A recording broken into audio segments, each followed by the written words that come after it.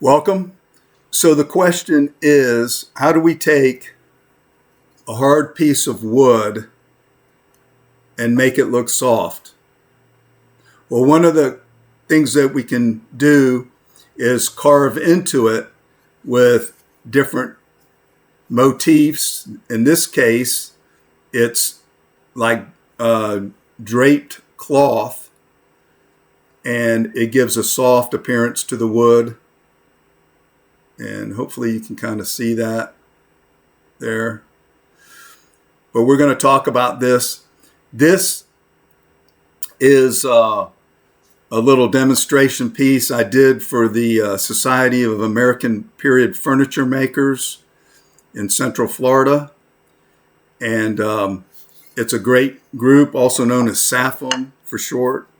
And while we're talking about that, let me plug SAFM, because even if you're not interested in period furniture making, it's a great group of woodworkers that you'll identify with and have a good time with, and just be able to talk to others. And if you have a problem, there's other people there that might help you solve it. So it's just a great group, and the membership is not expensive, and they have a lot to offer. So look into it.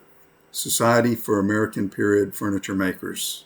So I talked about some things with them, and I thought I would just share them with you on camera and give everybody an opportunity to kind of see what we were discussing 2 days ago. So let's jump into a different camera angle, and we'll get going on it.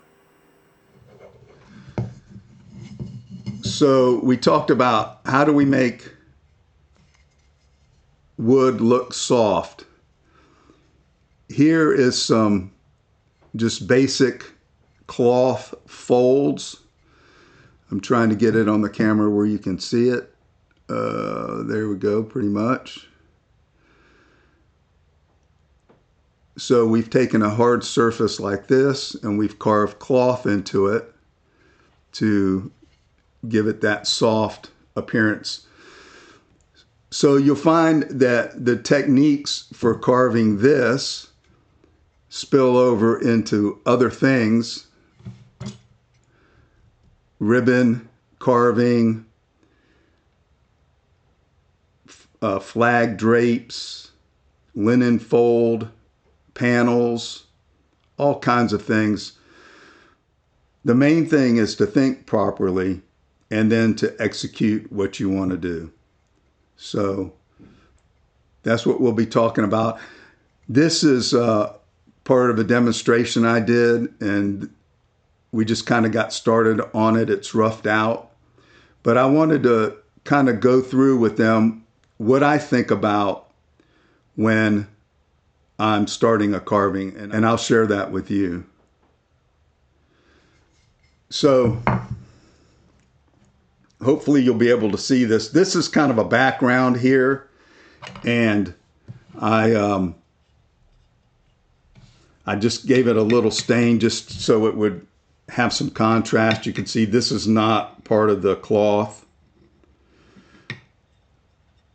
So I was hoping it would show up on camera a little bit better.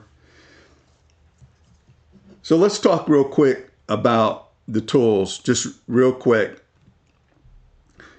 Most carvings, you're going to need a 3, some small 3s, different widths. We're talking about sweep now. Some small 5s, like we're sitting here. I have the 3s behind me here. Some backgrounding type tools. This is a knife, some number 2s, a skew, and this is a V tool.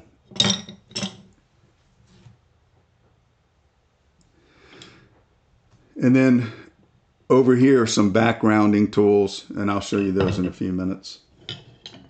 So how do we get started? All right, it's like I was explaining to them.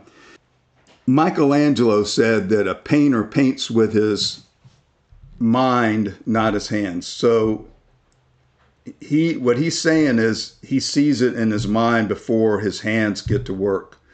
It's kind of like a computer. You have hardware and you have software. The hardware, which are your hands, are not any good without the software, your mind. So you kind of have to have a sense of where you're going. So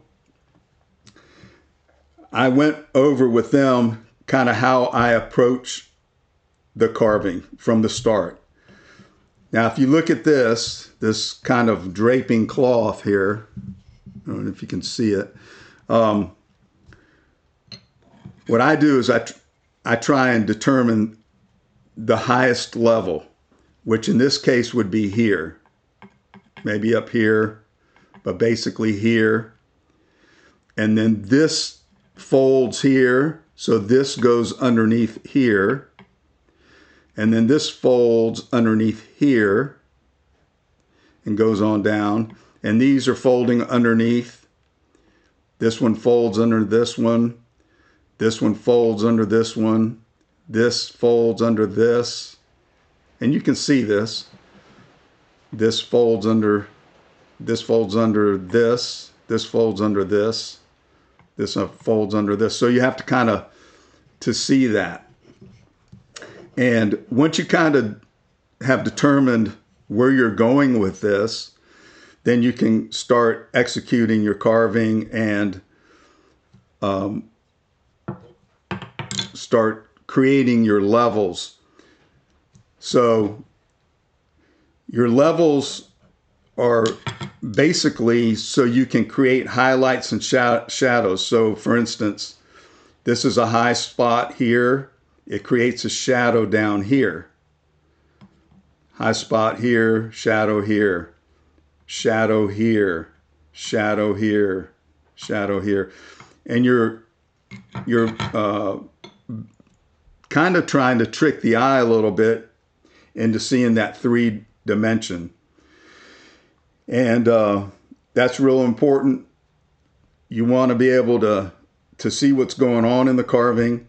And it's great if you can envision this in your mind before you even get started. If you can't, sometimes it's good to make a model, a clay model, or start with a lesser quality of wood that you don't care about. Or you, like say a ribbon, you could take a piece of paper and bend it into the shape that you're looking for, and that will kind of give you the idea where you want to go with it. So it is helpful for most people to be able to see it, and then you can go on to actually doing it. All right, I'm going to introduce just a scrap piece of basswood temporarily, just to kind of to give you an idea of some things. In creating levels, we usually use the V tool. It has a V shape to it. I don't know if you can see that or not. And so what we're doing is, like, let me grab a pencil. If you have a line,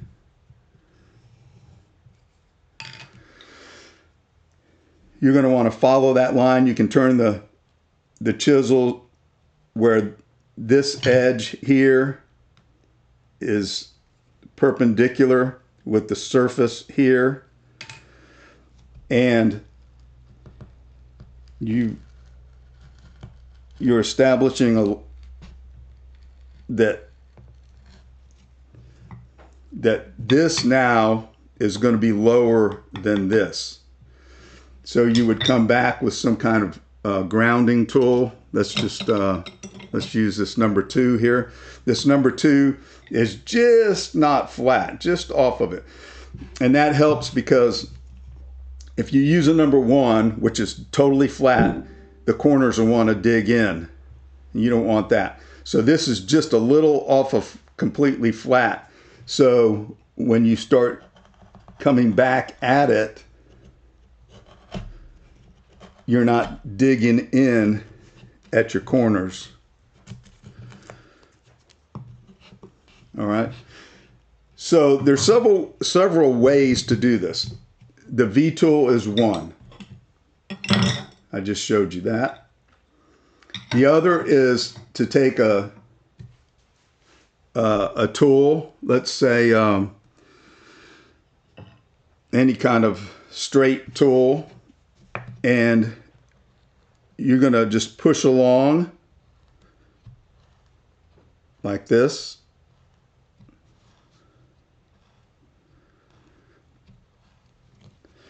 Now you want to push along rather than doing straight down, because lots of times you won't line up. So if you push along, you can keep it going in the same direction. And then we can come back to it.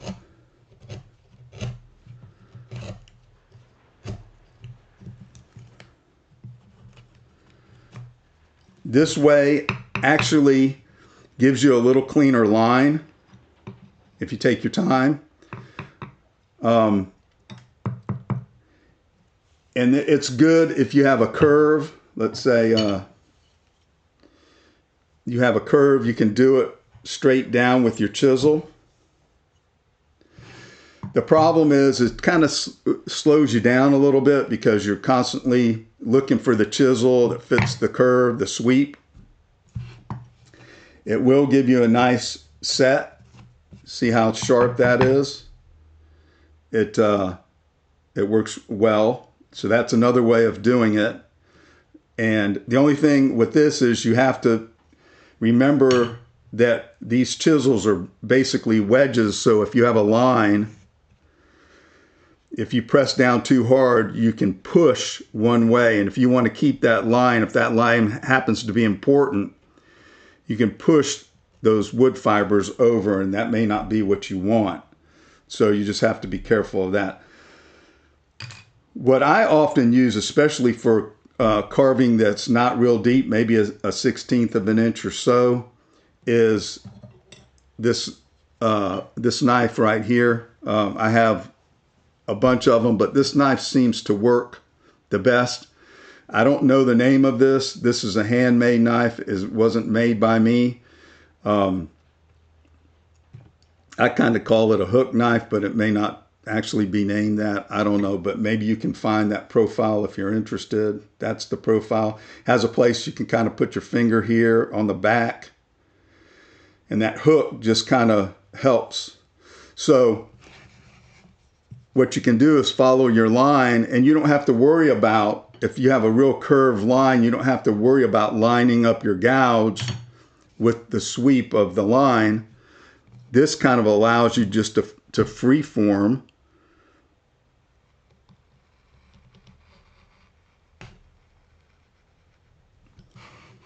And establish that first set. Now let me grab this number. We'll grab a little smaller number 2, and we'll come back, and you'll see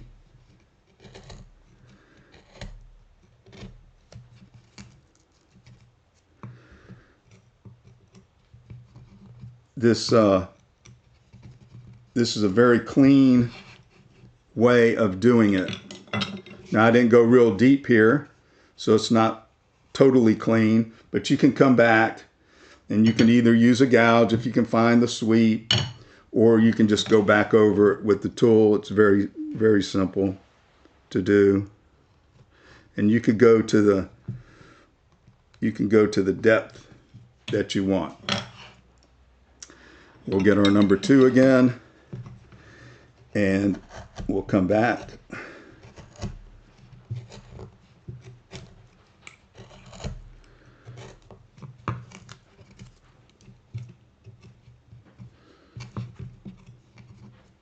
So all of this is just trying to establish a level. This being your high spot and this being your low spot. Now you see right now this takes a dive in. Generally speaking, on a carving, you want this area to be flat. You want to bring this down where this looks like it's sitting on the background. Let's say this is the background. You want this to look like it's sitting on it. But people do it this way as well. I don't know that it's wrong, but so that kind of gives you an understanding of how to start creating the level that you need to establish those high and low areas, the highlights and the shadows, and the 3-dimension of the whole thing. Hopefully you can see that.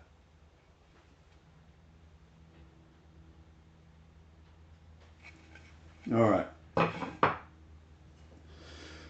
So essentially that's what I did here on this.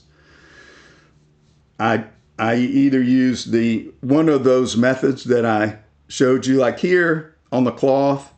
The V-gouge is good because it doesn't matter that much, but when you want a nice straight line, using the knife is really, really good. So assuming that this is our high spot, we start here. If we start at the low spot, then we don't know where our surface is going to be, because all of this, one component relates to another. So I always start at the top and I work my way down. And I find personally that's the easiest way to do it. And I like it best. So in this case, we start here. We're assuming that this is our high spot, which it is. And we're going to take our knife. And when we're trying to make wood look soft, we're not looking at straight lines. You want a nice gentle curve. You want to keep it flowing. You want it to have an organic appearance. Nothing in nature, I don't say anything, nothing, but very little in nature is dead straight. It's all curved. It has rolling surfaces. It has texture. And that's just the way God makes things. So, and most of the carving and the ornamentation we do for furniture and stuff is just a reflection of what we see in nature. Shells, S scrolls, speaking of which, you'll see S shapes everywhere, absolutely everywhere. Even here, you'll see S shapes. That's what you want. Anyway, you see scrolls in nature. So we're just trying to basically copy nature into our art. And we'll call it art because this type of ornamentation is art. And again, whether you want to do flag drapes or cloth or whatever, all of these techniques translate in the same techniques translate into shell carving or any other carving that you want to do. The hardest one is the 3D carving, and that's a whole kind of different thing to talk about. But this surface carving is pretty simple. Most people are intimidated by it, but you don't need to be. You're just creating levels, and then you're dealing with the transitions in between. For instance, here, we know that when we make this hard line across here, that this is going to roll down into it. So we're going to round this over, round this over, round this over, and it'll have that rolling effect. So that's what we're looking for. I'm not going to do too much carving because the way I'm set up here, I don't have this held down. Hold on a second. I can use some double stick tape. Hold on. All right. We'll just attach this down to the bench. How about that? How will we do it? I want you to be able to see. All right, we'll just do it like that.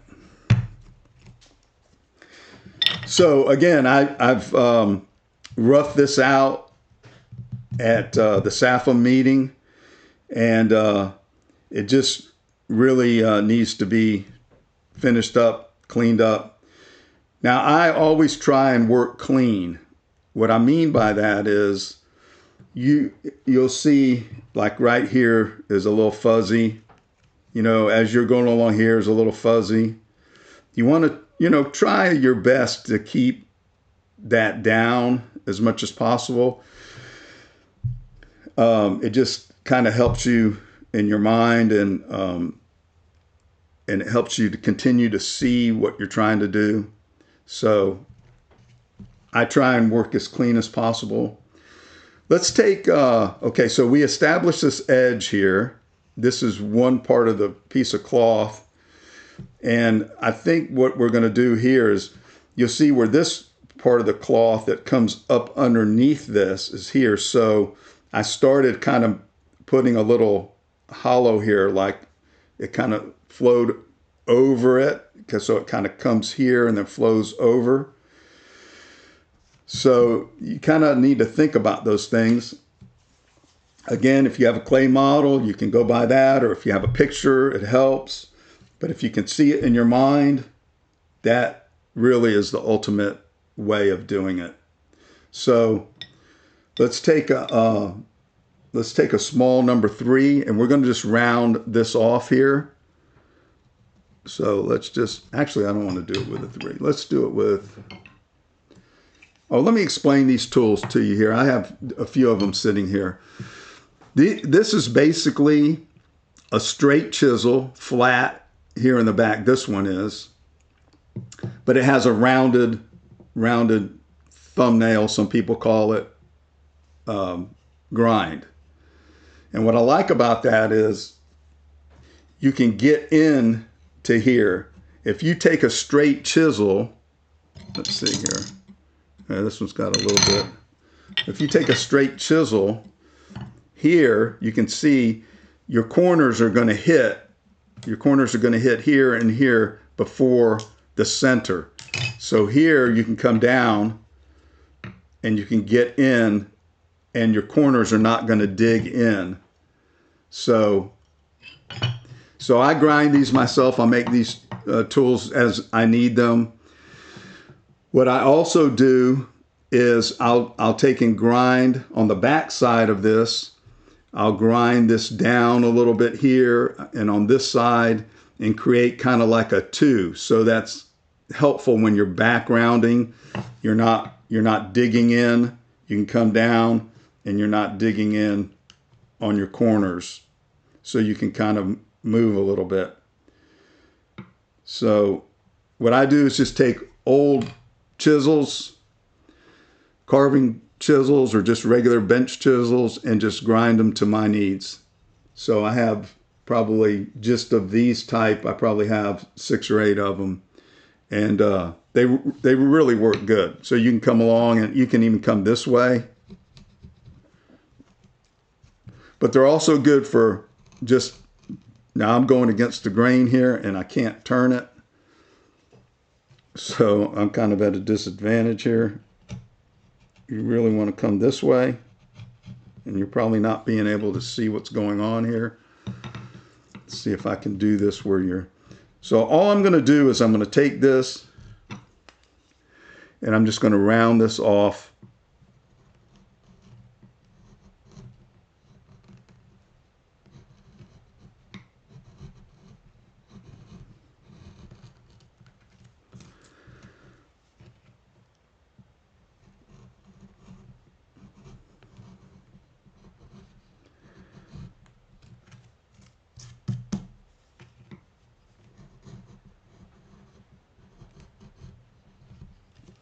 Now you also have your skew, your straight skew, and that'll help you get down toward the bottom.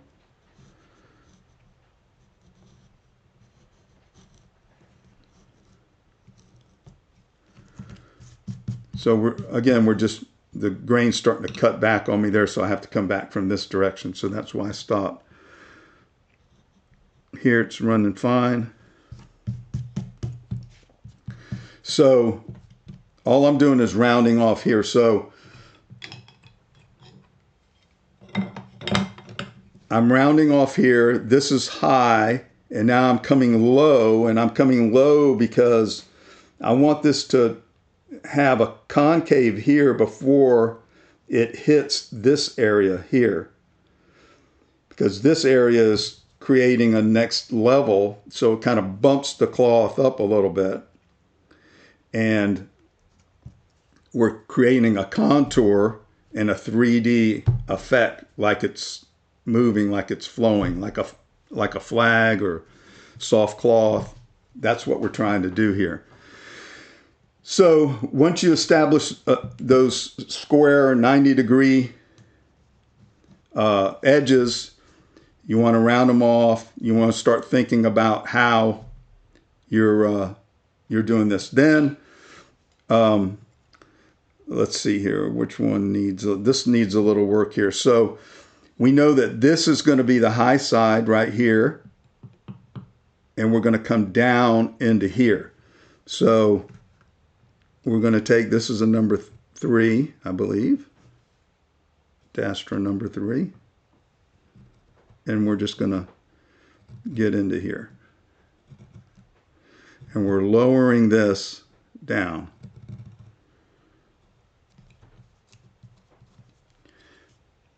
And then if it won't remove itself, you want to find, this happens to be a 3. You want to find the correct sweep, and then you want to go down.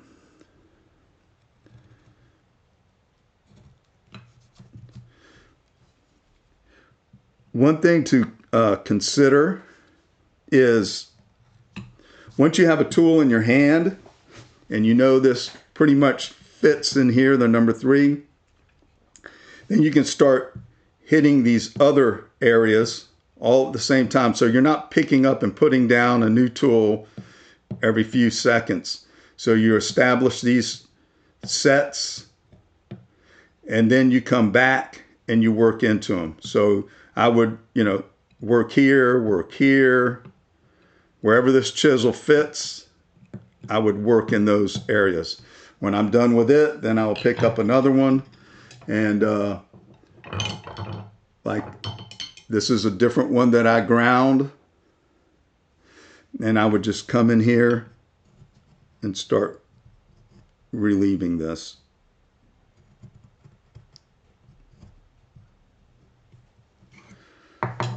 Then you'll have to grab your number 3 again to clean it off.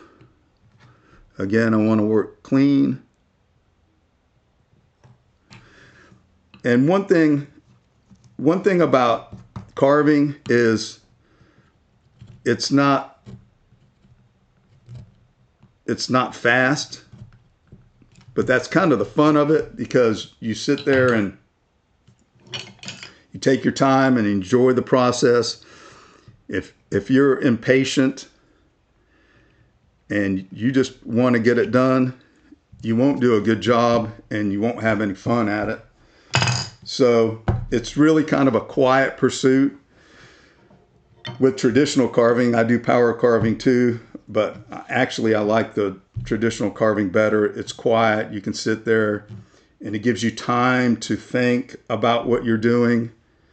And it's just a lot more fun. And and we talked about this at the meeting too, you seem to get just like with all hand tools, you get a better connection with what you're doing when you're using hand tools. Even though, you're using, like with the power carving, you're using power tools, you're using them in your hand, it just doesn't feel the same. Maybe some of you have experienced that, but for me, it's not the same. And I do enjoy just sitting and quietly carving. The other thing we talked about is undercutting, like these areas. Well, since we're doing this one right here, we'll talk about it. Instead of coming straight down at a 90, we want to back cut a little bit, back cut into here.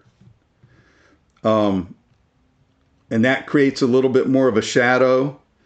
And it just, when it's appropriate, it's just a good thing to do. It also kind of shows that it's hand cut because unless you're on a really expensive CNC machine, they really don't undercut like that. So it kind of lends itself to a hand carved look, which is kind of important because you can do this with a CNC probably pretty quickly. To me, it's not very fun. I mean, but everybody has their thing, right? I personally don't own a CNC because I don't want to sit and listen to a router whining all the time, and I don't have to. If I had to make money woodworking, I'd have a CNC, but I don't want to listen to a router whining the whole day. So anyway, just keep your edges flowing, keep that S curve that you see all the time. We call it S, but it also, inverts and goes the other way and stuff like that. So, but it's basically that S shape. You see that everywhere. You see that in scrolls. You see that in shells. It's just everywhere. All right, let's talk about finishing off the carving. This right here was done just with tools, no sanding. But I like to sand a little bit, and I'll tell you why. Because I can get a really nice surface with a carving chisel.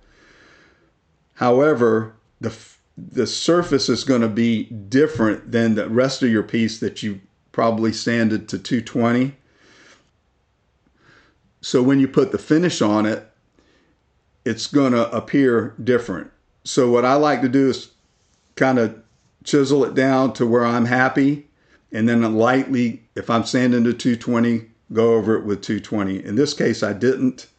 I just took a number 2 and just came around and got it down, and then I scraped it with a little scraper.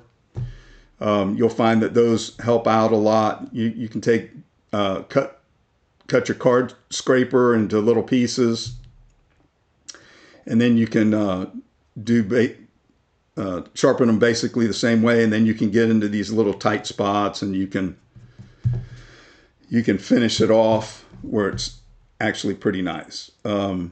But if this was actually something for a piece of furniture or whatever, and I was sanding the rest of it to 220, I would sand this down as well. I don't think there's any shame in sanding at all. I mean, you don't have to leave tool marks in order to consider yourself a great carver or whatever. Okay. So here's the final carving. I don't know how well you can see it. I added some undulations. I added some wrinkles there at the end of these drapes. Hopefully you can see them. Trying to move this around where you can kind of get a glimpse of it. I just put some wax on it.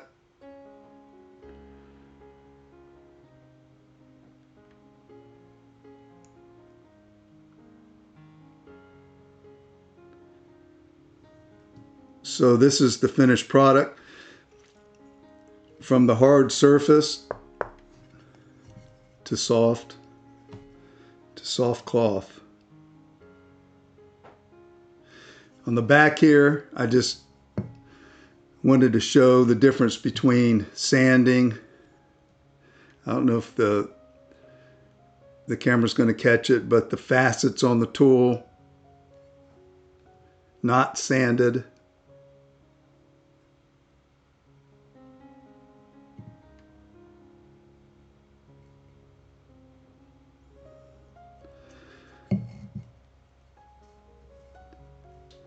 But this is it. Let me know if you have any questions. And I think we did a fairly decent job of making walnut look soft.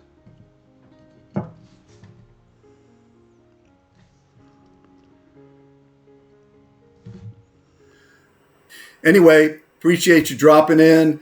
And if you're interested in this type of video with, carving and stuff, let me know. Maybe we can do some more. All righty. Until then, you guys take care.